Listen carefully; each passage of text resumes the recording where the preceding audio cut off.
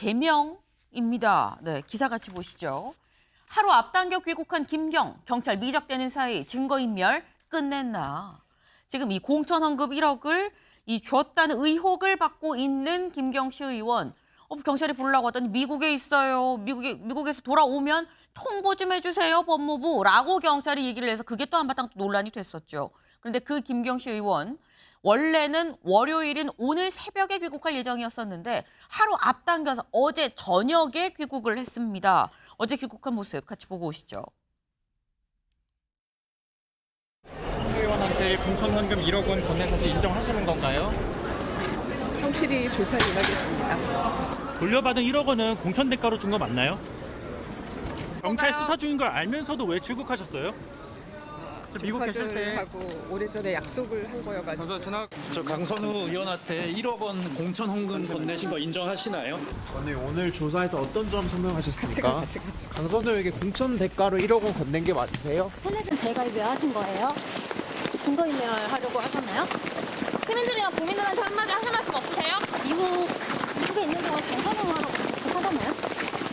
경찰에 자질서 진술하신 이유는 어떻게 되세요? 언제 어떻게 1억 원 돌려받았는지 진술하셨나요? 네, 인천공항으로 귀국을 했죠. 근데 귀국해서 바로 집에 갔다가 잠시 있다가 어젯밤 11시쯤에 바로 또 경찰 조사를 받으러 갔습니다. 그리고 오늘 새벽 2시가 넘어서 경찰 조사를 끝내고 나오는 모습까지 저희가 같이 좀 보여드렸어요. 근데 사실 월요일 오늘 새벽에 들어올 예정인데 하루 앞당겨서 들어와서 왜 일찍 들어온 거야? 이거 나 도망 안 가요? 라는 얘기 하려고 변호사 조력받고 이렇게 한 거 아니야? 라는 얘기가 나왔죠. 근데 김광선 변호사님, 사실 이 미국에 가 있는 동안 뭐 텔레그램 삭제하고요. 카카오톡 삭제하고요. 뭐 휴대전화 바꾼 사람 상당히 있고요. 이렇게 했는데 하루 일찍 들어오면 구속영장 안 치고 구속 안 되는 겁니까? 어떻게 되는 겁니까? 아니 근데 김경 시의원이 네. 지금 이 사건이 어떻게 보면 폭로된 이후에 하는 걸 보면 네. 굉장히 노련하다 저는 그런 생각이 듭니다. 일단 뭐 일찍 들어와서 어떤 정상 참작 사유가 되는 게 아니고 네. 만약에 오늘 새벽에 들어온다는 것이 이미 예견됐잖아요. 네. 그러면 엄청난 언론들이 스포트라이트 받겠죠. 네. 근데 갑자기 어제 저녁 늦게 온 거잖아요. 그러니까 급습을 한 거죠. 어떻게 보면. 그래서 더구나 어제 쉬는 날이에요. 네.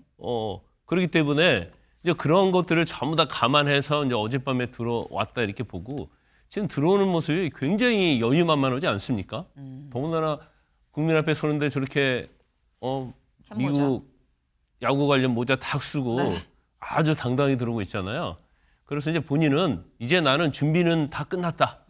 그래서 되도록이면 좀 일찍 들어가고 기자들이 좀 더 시간이 하려기 어려운 시간을 가겠다 했고 온 것 같다고 저는 보거든요. 그런데 지금 사실 29일에 고발당했고 그전부터 문제가 있었는데 바로 미국으로 출국했지 않습니까? 네. 한국에 있으면 조사 바로 받아야 돼요. 미국으로 바로 출국해서 뭐 카카오톡 탈퇴하고 다시 가입하고 네. 텔레그램도 탈퇴하고 다시 가입하고 이런 행위를 쭉 해오고 제가 볼 때는 이미 뭐 말 맞추기라지 마무리가 됐다고 끝냈으니까 들어올 가능성도 상당히 저는 있다고 보거든요. 아하. 지금 사실은 10일 이상이 지났잖아요. 네. 경찰은 수사를 하는데 김경이 국내에 들어온 다음에 이제서 압수수색하는 거거든요. 그럼 지금 압수수색 의미가 뭐가 있겠습니까? 얼마나? 그럼 지금까지 김병기 의원, 강선우 의원, 그다음에 김경시 의원 관련돼갖고 압수수색을 한 건도 한 적이 없어요. 근데 정치자금법을 뇌물과 관련 사건에 있어서는 관련자들이 다 범죄 혐의를 부인하기 때문에 네. 제일 중요한 것은 바로 전자증거, 디지털 증거, 물적 증거거든요. 그것은 어디에 있겠어요? 휴대폰, 텔레그램, 카톡 이런 데 있는데 김경, 강선우, 김병기 휴대폰, 집, 사무실, PC 다 압수수색해야죠. 근데 이제까지 한 게 하나도 없잖아요. 네. 그러면 결과적으로 시간을 벌어주는 사이에 증거의 인멸은 이제 거의 다 완성이 돼가고 있다 이렇게 봅니다. 지금 말씀하신 것처럼 사실 어제 김경 의원이 귀국하고 집에 들렸다가 경찰로 이 조사를 받으러 갔다 그랬죠. 왜? 집은 한창 압수수색이 진행 중이었습니다. 국민일보 기사 같이 볼까요? 국민일보 오늘 기사입니다. 1억 뒷돈 의혹 13일 만에 강선우, 김경 주거지 압수수색입니다. 주거지, 뭐 의원실 등등등 해서 일괄 압수수색이 들어갔습니다. 그런데 김준욱 대변인님, 13일이면 거의 2주예요. 2주 동안 뭐 미국에도 나가 있었고요. 굳이 나가 있다가 들어오는 날 맞춰서 압수수색을 한 건가? 왜 이렇게 늦게 한 거냐라는 얘기가 나옵니다.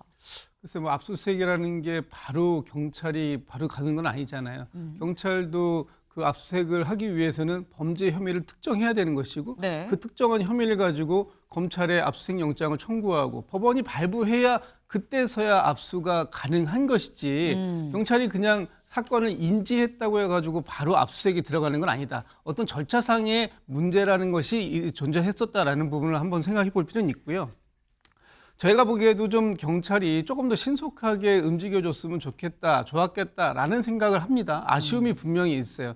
왜냐하면 일반 국민들께서 경찰이 이런 그 절차적인 부분을 감당하느라고 좀 늦었는지 아니면 지금 뭔가 이 사안들을 좀 봐주기 수사하려고 한 거 아니냐라는 이런 오해를 받을 수도 있는 거 아니에요? 경찰 입장에서도 좀 이런 부분들은 억울할 수도 있겠다라는 생각이 들지만 지금이라도 그리고 또 한편으로 보면은 일단 그 강선우 의원의 녹취가 있습니다.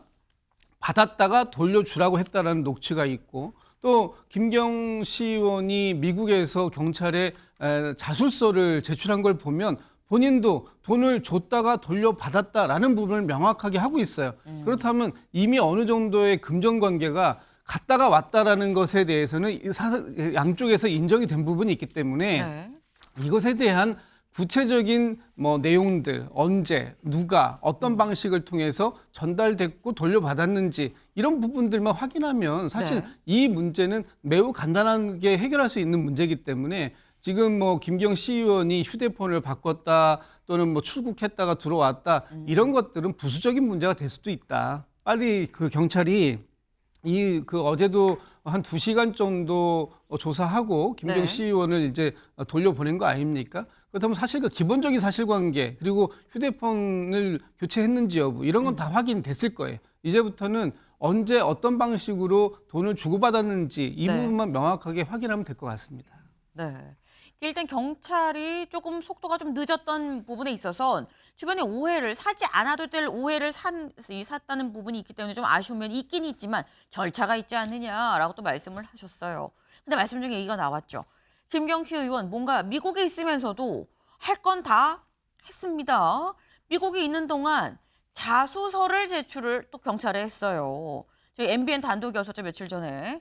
김경성 시의원이 자술서냐 자수서냐 뭐 이것도 사실 논란이 있었습니다만 자수는 내가 이런 범행을 저질렀습니다라고 인정을 하는 게 자수서죠. 자수서를 제출했다라는 거예요. 2022년 지방선거를 앞두고 한 카페에서 강선우 의원 측의 사무국장 등을 만나서 1억을 건넸고 이후에 돌려받았습니다. 라는 거죠. 근데 분명히 사무국장은 난 받은 적 없어요 라고 얘기를 했었는데 그럼 그건 어떻게 된 거냐라는 건데 그 당시 사무국장은 뭐라고 얘기를 하느냐. 나는 쇼핑백을 줘서 받아서 이걸 차에 싣긴 했지만 그 쇼핑백에 돈이 있는지는 나는 몰랐어요 라고 얘기를 하고 있습니다. 근데 일단 이 자수서 내용에 따르면 김규영 대변인님 일단 처음에 분명히 김경시 의원이 돈 안 줬습니다라고 얘기를 했었거든요. 네. 근데 보니까 준 건 맞아요. 근데 그럼 왜 말을 바꾼 거지? 처음엔 왜 아니라고 부인했던 거지라는 생각이 또 듭니다. 그래서 문제입니다. 제가 볼 때 미국 가가지고 변호인이랑 이것저것 상의하면서 증거도 인멸하고 증거 인멸과 더불어 하는 게 뭡니까? 입을 맞춘다는 거 아닙니까? 김병기 전 원내대표의 입장이 녹취에 나와 있고 그다음에 강선우 의원의 입장도 녹취에 나와 있습니다. 근데 강선우 의원은 일단 받았고 돌려줬다고 얘기했는데 처음에는 본인이 안 줬다고 했어요. 그러니까 입이 맞지 않지 않습니까?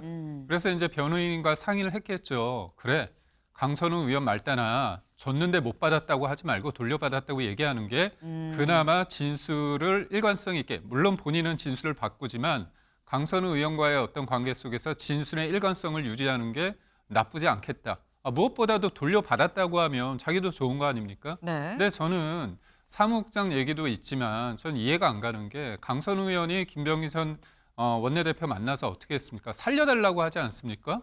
본인이 직접 받지 않고 그게 곧바로 돌려줄 수 있는 상황이라고 한다면 왜 자기가 자기를 살려달라고 합니까? 제가 볼 때는 사무국장 관련해 가지고 징계하고 수사 의뢰하면 되는 거잖아요. 결국 1억 원 관련해서 1억 원 플러스 알파가 있었다, 저는 그렇게 보고 있고 무엇보다도 지금 당연히 컷오프 대상인데도 불구하고 이게 단수 공천이 됐고요. 이 사람은 원래 비례대표를 했습니다. 비례대표에 대해서 어떻게 보면 편의를 봐줬는데 네. 또 다시 단수 공천을 한다는 거는 말이 안 맞고요. 이런 불법적인 돈이 오갔는데도 불구하고 그 이후에 어떻게 됐습니까?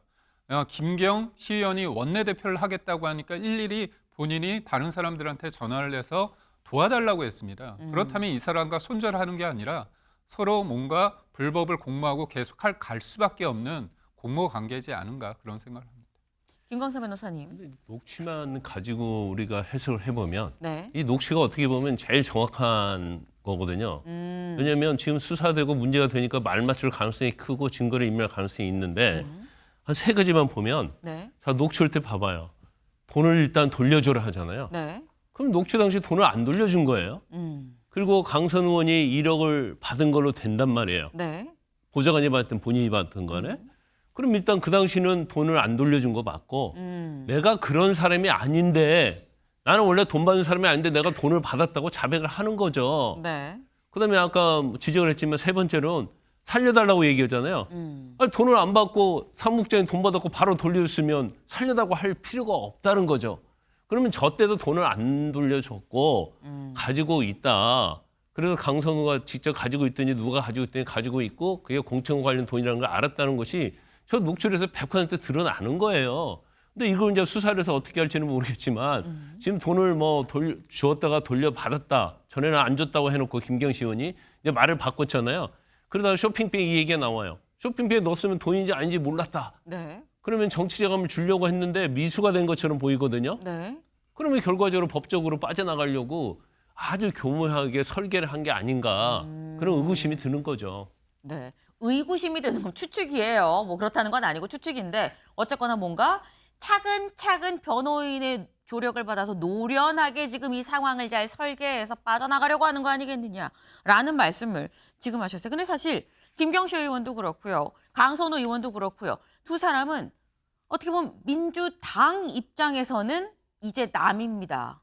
탈당을 하고 제명을 당한 상황이죠. 그런데 아직 남이 아닌 사건 관계자가 있습니다. 누구냐? 중앙일보 같이 보시죠. 여당 김병기 애당의 길이 무엇인지 고민을 좀 해달라. 탈당해달라고 공개적으로 요구를 하고 나섰습니다. 박수현 대변인 얘기 직접 들어보고 오시죠.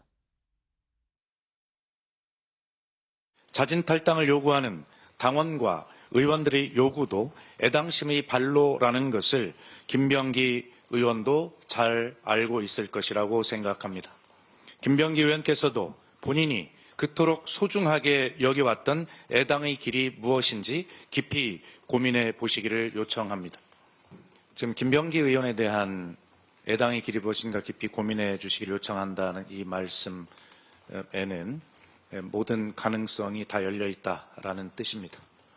당 대표의 비상징계에 대한 그런 요구가 있다라고 말씀도 드렸는데 그에 대한 가능성도 모든 것이 다 열려 있다라는 것을 네, 들으셨죠? 지금 애당의 길이 뭔지 깊이 고민을 좀 해달라라고 하면서 모든 길이 다 열려 있다라고 얘기를 합니다. 기자들이 물었거든요. 탈당 안 하면 제명한다는 거예요. 비상징계 이거 무슨 말이에요? 그랬더니 이거 모든 가능성이 다 열려 있다는 겁니다. 라고 얘기를 했어요. 김진욱 대변인님. 안 나가면 제명해. 라고 들으면 되는 겁니까? 뭐 그런 뜻도 포함되어 있다. 네. 뭐 반드시 제명을 하겠다라는 의지보다는 제명도 검토할 필요가 있다라는 것이 지금 우리 국민들과 또 당을 지지하는 당원들이 요구가 그만큼 커져가고 있다라는 상황이고요. 지금 김병기 의원에 관련된 내용이 벌써 2주일 이상 그쵸. 당에 부담을 주고 있는 형국 아닙니까? 뭐 본인은 좀 억울하다라는 말씀을 지금 하고 계시지만 김병기 의원께서 애당의 길, 또 소위 선당 후사를 그동안 누누이 말씀해 오셨던 그런 측면을 감안해 본다면 지금의 이 상황이 누구에게 조금 더 빠른 결심을 요구해야 되는 상황인지는 좀 명확한 상황이 아닌가. 당에서도 그런 목소리들이 굉장히 커져가고 있다 이렇게 보여집니다. 네. 안 하면 제명해 라기보다는 이 의미까지도 포함을 하는, 근데 이 의미까지도 포함이 되다는 것 자체가 굉장히 지금 단호한 당의 입장이다라고 봐야 될 것 같아요. 특히나 어제 박수현 대변인이 이렇게 얘기를 했는데 경향신문 같이 볼까요? 어제가 어떤 날이었었냐라는 거죠.